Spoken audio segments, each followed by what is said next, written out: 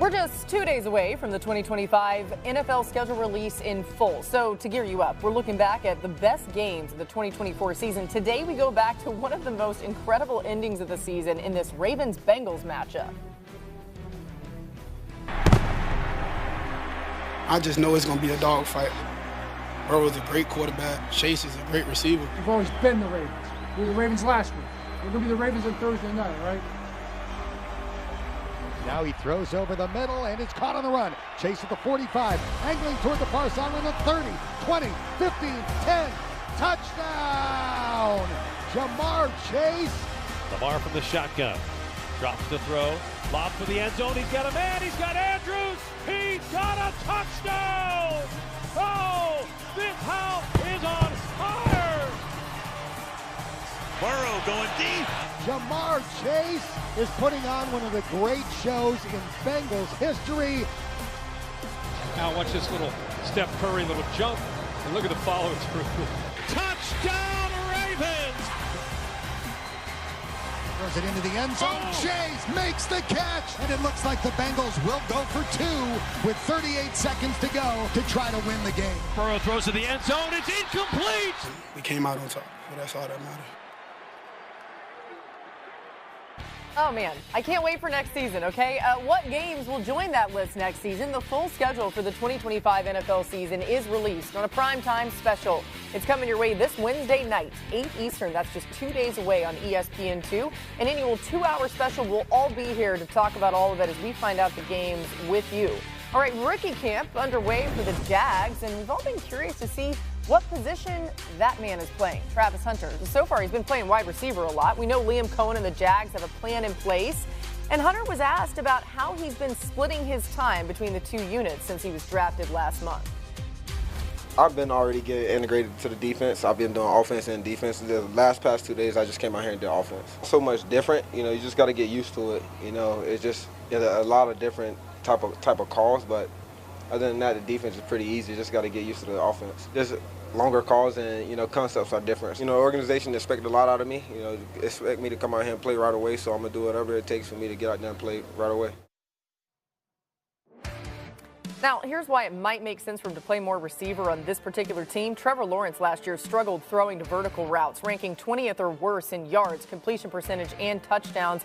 Travis should help in that department. He caught 5 touchdowns as a receiver on vertical routes last year, 10th most in the FBS. Roz, what is the Jags' plan for Hunter to learn the offense and the defense? It's basically kind of what you heard from him. They want him to learn the offense, make that a priority first. I think that's what they gave him the most to do in his first week there. And then they'll feed him the defense as he goes along. Given the price the Jaguars paid to trade up and select Travis Hunter second in the NFL draft, they expect him to contribute on both sides of the ball and in a significant way. But in terms of giving him everything all at once, they felt the better way to approach it when he first got there was to teach him the offense and then start adding in aspects of the defense as he went along. You heard him say there he feels like the defense might be a little bit easier to pick up, and if the Jaguars agree with him, then I think you'll continue to see him sort of major in offense throughout the offseason and learn the defense as it goes along. Let's focus on the offensive side. Mina, how does the addition of Hunter help Trevor Lawrence? I mean, it helps in a number of ways. He catches everything. He's a contested catch machine. You put up that vertical number, the lack of vertical offense last year, him and Brian Thomas Jr. combined, it's just going to be so much more explosive. But I'll single out something in particular I think that he'll be excellent at in this offense, and that's screens. Yeah. So last year, Liam Cohen's Bucs offense was the best screen offense in football in expected points added. Travis Hunter, if you watch his tape at Colorado, was fantastic off of screens, which they used a ton of. He's so elusive in the open field. He's so explosive. He's so fast. And that gives Trevor Lawrence an answer against pressure. It can be an extension of the run game. So not only will he help him throwing downfield, but it'll help him in the short game as well. And I think that's going to be huge. Yeah, to that point, Mina, he'll be great after the catch. He forced 27 missed tackles and receptions last year, tied for 4th most in the FBS. So shifty out there. All right, check this out, this post from a woman who met Hunter on his flight. You may have seen this circling around social media, but this is really cool. She says, I met the nicest young man who sat next to me, offered to put my bag in the overhead compartment, help me with my tray. Anyone would be proud to have him as a son or a grandson. So polite. People were walking by saying, congratulations, great job. And she's like, well, who am I sitting next to? And he smiled and said, I'm Travis. Yes, I was drafted by the Jags. I already told my sons I want his jersey. I know we've said this a few times on our show, but Travis Hunter truly is a special human being, and it's fun to see that play out just as he's going about his regular business. Just really cool to see that story. All right, you guys, with Brown's rookie camp going on, it's hard to look away from that quarterback situation, okay? Dillon Gabriel, Shedeur Sanders, you see him right there. They're trying to prove that they should be starting for Cleveland in a crowded quarterback room. As you see him out on the field, they're trying to make sure they make the team, right? Both quarterbacks, though, sounding pretty optimistic during rookie camp over the weekend. Let's listen in to what they said when they spoke to the media. My job here isn't to prove people wrong. Like, I prove myself right. That's and I fully have self-belief, you know, and what those people say, that's just their opinion. So I don't truly care. They don't really live in my mental space about that type of stuff. It really doesn't do anything for me. With that though, what was your reaction when you found out they did draft Shedeur after they drafted you?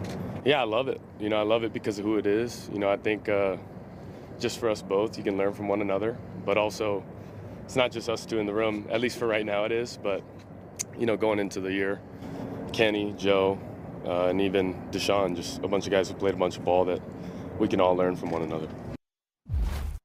All right, D. Wood, what do you think of what we heard and saw from Shedeur and Gabriel this weekend?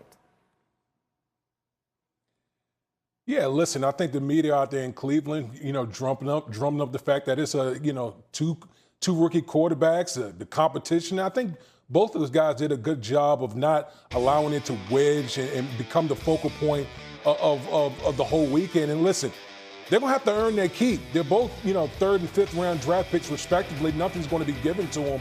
And so by all accounts, they had a pretty good weekend.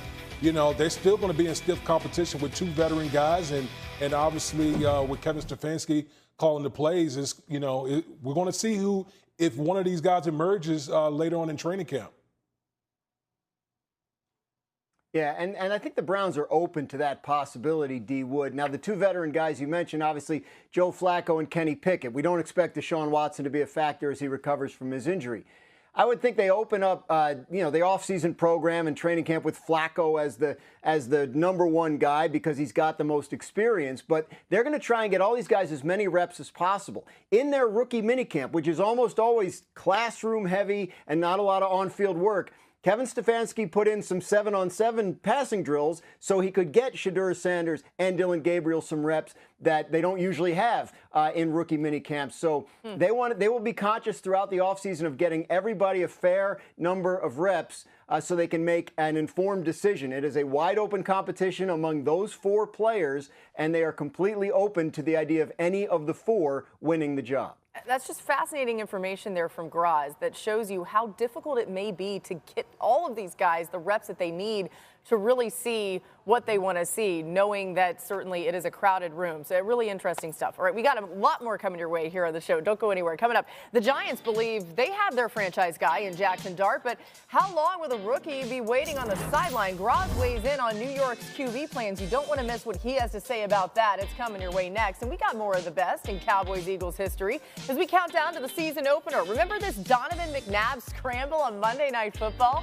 Week 10 of 2004. My goodness, McNabb scrambled for 14 seconds. That led to a 60-yard touchdown pass to Freddie Mitchell. The Eagles won 49-21. Wow. More NFL Live right after this.